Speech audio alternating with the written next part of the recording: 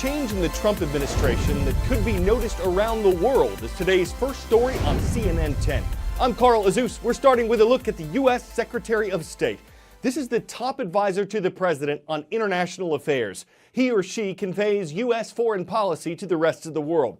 The person who's held the job since last February is Rex Tillerson. He's a former businessman who used to lead the ExxonMobil oil and gas company, as well as the Boy Scouts of America.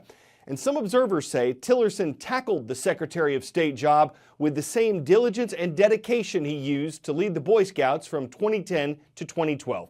But some critics say that Tillerson's business experience did not translate to effective leadership at the State Department. And on several issues like international trade and government policy related to Iran, North Korea, and Russia, Secretary Tillerson often disagreed with President Donald Trump. Yesterday, the president announced that he was firing the Secretary of State, saying the two of them were not really thinking the same. President Trump said he and Mike Pompeo have a similar thought process. Pompeo is the director of the Central Intelligence Agency, and he's now President Trump's choice to become the next Secretary of State. Pompeo graduated first in his class at the U.S. Military Academy at West Point and later from Harvard Law School. The Republican from Kansas served 3 terms in the U.S. House of Representatives before he became CIA director. But like that job, the position of Secretary of State is cabinet level, so Director Pompeo will need approval from the Senate to fill it. His confirmation hearings are set for April. 10-second trivia.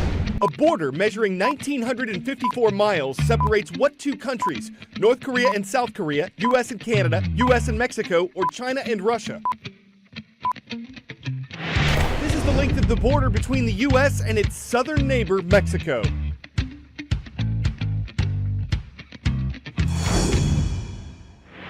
And yesterday, President Trump had a look at prototypes for the wall he wants built on that border.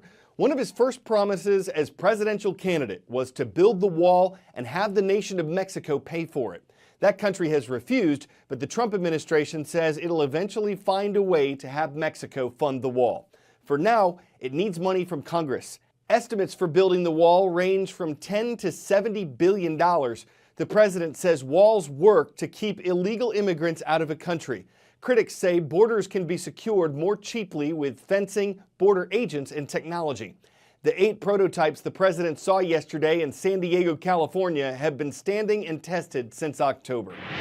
What would it take to build a wall on the border between the United States and Mexico? You're talking about an area 1,954 miles, stretching across California, Arizona, New Mexico, and right here in Texas, just about 100 yards away from Mexico. We spoke to civil engineers, architects, and academics. They all say the wall can be built. It can be done. The question is, how? The first thing one has to do is before you go up, you have to go down and build a foundation. This will help provide support for the wall. In order to prevent people from tunneling underneath it, it should be at least 5 feet deep.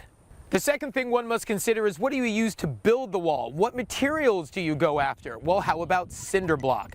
The upside is it's strong, it's secure, it's readily available. The downside is it's labor intensive to have to stack every single brick in order to build the wall. So our experts say that option doesn't work.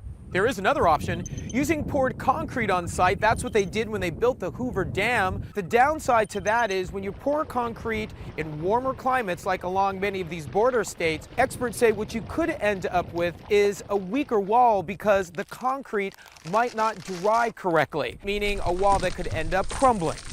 So what could be the answer here? The experts that we spoke to say the way to go is pre-casted cement wall panels. Those panels would be lined side by side, sort of like what you might see on a highway. Each panel would be about 20 feet high, again 5 feet below ground, about 10 feet wide and 8 inches thick. Again, that wall would be stretching some 2,000 miles, and our expert says it would require 339 million cubic feet of concrete. And that's just for the panels. You're also going to need reinforced steel, at least 5 billion pounds. And what about the timing on all of this? How long would it take to build? According to our expert, if you're ambitious, you could get it done within a presidential term, 4 years. Next today, 10 million. That's the number of children who are estimated to be caught up in modern-day slavery around the world. CNN's My Freedom Day, which is Wednesday, encourages students and schools to hold events that celebrate freedom and draw attention to modern slavery. It's a student-driven action. Groups from India to Kenya to the Philippines are planning to take part.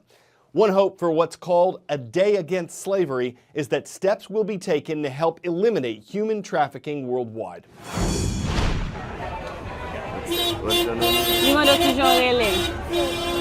Fedna, nice to meet you. We first met Fedna in October 2011 while filming Common Dreams, a CNN Freedom Project documentary that aimed to shed a light on the issue of Restavek in Haiti. Local non-profits say as many as 400,000 children work as domestic servants in Haiti's Restavek system, a traditional practice where children are sent to live with a relative or a friend in the hopes the children will receive an education in exchange for doing household chores. But too often, the children are exploited, doing work beyond their years and left vulnerable to all manners of abuse. She's doing work that's beyond her physical strength, that's beyond her capabilities, work that the adults should be doing. Fedna was just 8 years old, living as a domestic servant in her grandfather's house. Like most Restavek children, she had never been to school.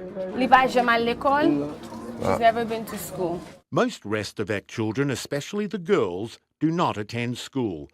Through negotiations with an advocate from the non-profit Restavek Freedom Foundation, Fedna's grandfather agreed to let them take her to school the next day. He said he would be fine with us coming to get her to take her to school tomorrow. 6 years later, the CNN Freedom Project went back to Haiti to find Fedna. Now 14 years old, she still lives with her grandfather, and she is still in school. The big difference in my life is that now I can read and write. Fedna says being in school has been life-changing. I feel really good for all that I've accomplished, and I have learned so much. All the things that I've learned, I apply them in my daily life, and I share them with other children as well. Samuel Jean-Baptiste is Fedna's child advocate. He says she has grown from a shy, tentative girl into a confident young woman. She has motivation, she's devoted to learn, she's working very hard, and I'm really happy for her, and I hope and I'm sure that she will reach her goal one day and very, very, very soon because she has motivation for that. Fedna's grandfather says he is grateful to Restavek Freedom for the opportunity to send Fedna to school, and he is optimistic about her future. I really hope that she will become somebody. I think now as we work with him and we talk to him about giving her time to play and giving her time to study, things are getting better for this child and her life has improved. And she's a beautiful, beautiful child.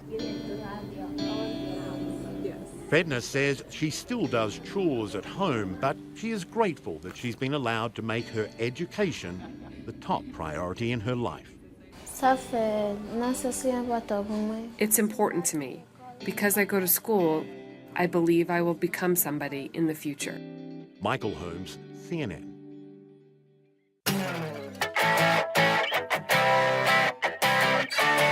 The Capitol Plaza Tower used to be the tallest building in the Kentucky capital of Frankfurt. But, well, that changed earlier this week. In 10 seconds, what was once 330 feet tall became a heap of rubble. A state senator's camera gave us this drone's eye view of the demolition.